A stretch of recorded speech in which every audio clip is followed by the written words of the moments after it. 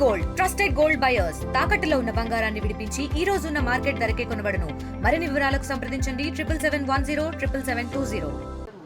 తన ఓటుని హక్కు ద్వారా ఇచ్చి ఈ దేశ పాలన ఏ రకంగా ఉండాలో అనేటువంటి విధానాన్ని స్పష్టంగా చెప్పిన దాన్ని భారతీయ జనతా పార్టీకి సంబంధించినటువంటి కేంద్ర ప్రభుత్వం ఈరోజు పౌరుల ఓట్లని చోరీ అంటే బతుకున్నటువంటి వాళ్ళని తొలగించటం, చనిపోయారని, లేకపోతే అక్కడ ఓటర్లుగా లేనటువంటి వాళ్ళకు కావాల్సినటువంటి వాళ్ళని ఓటర్లుగా చేర్చి ఆ ఓట్ల ద్వారా వాళ్ళు లబ్ధి పొందే కార్యక్రమం.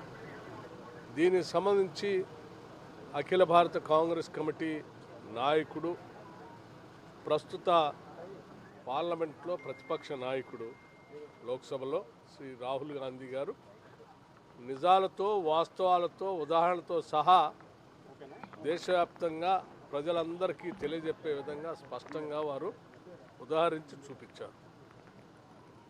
చూపించడమే కాకుండా చాలా స్పష్టంగా ఈ భారత ప్రభుత్వాన్ని, ముఖ్యంగా నరేంద్ర మోడీ గారి నాయకత్వంలో ఉన్నటువంటి ప్రభుత్వాన్ని సూటిగా ప్రశ్నించారు కూడా.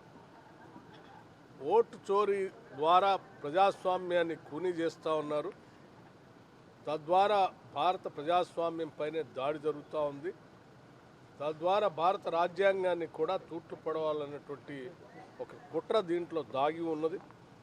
కాబట్టి ఓటర్లకు సంబంధించిన సమగ్రమైనటువంటి సమాచారాన్ని కేవలం హార్డ్ కాపీయే కాకుండా సాఫ్ట్ కాపీ కూడా అందుబాటులో ఉండాలని చెప్పి వారు డిమాండ్ చేస్తున్నటువంటి విషయం కూడా తెలిసింది.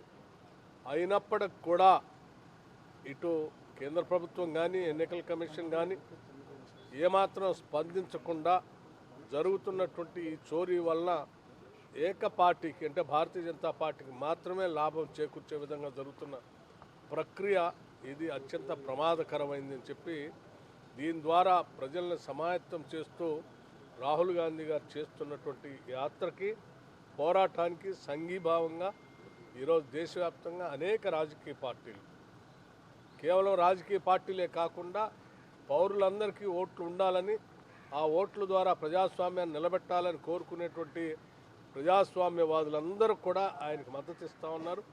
అందులో భాగంగా ఈరోజు ఈ విశాఖపట్నంలో మన సిడబ్ల్యూసి మెంబర్ గిడుగు రుద్రరాజు గారి నాయకత్వంలో ఈ కార్యక్రమం చేపట్టడం జరిగింది. దాంట్లో ఇక్కడ పాల్గొన్నటువంటి సందర్భంగా ఈ ప్రాంతంలో ఉన్న ప్రజలే కాదు, రాష్ట్రంలో ఇరు రాష్ట్రాల్లో ఉన్నటువంటి తెలుగు ప్రజలందరూ కూడా నేను విజ్ఞప్తి చేస్తూ ఉన్నాను. ఈ ఓటు చోరీ పైన మనం అందరం యుద్ధం చేద్దాం, మన ఓట్లు మనం కాపాడుకుందాం. ఇండియా పాకిస్తాన్ ఉద్రిక్తతలపై లేటెస్ట్ అప్డేట్స్ కోసం డౌన్లోడ్ చేసుకోండి RTV లైవ్ యాప్.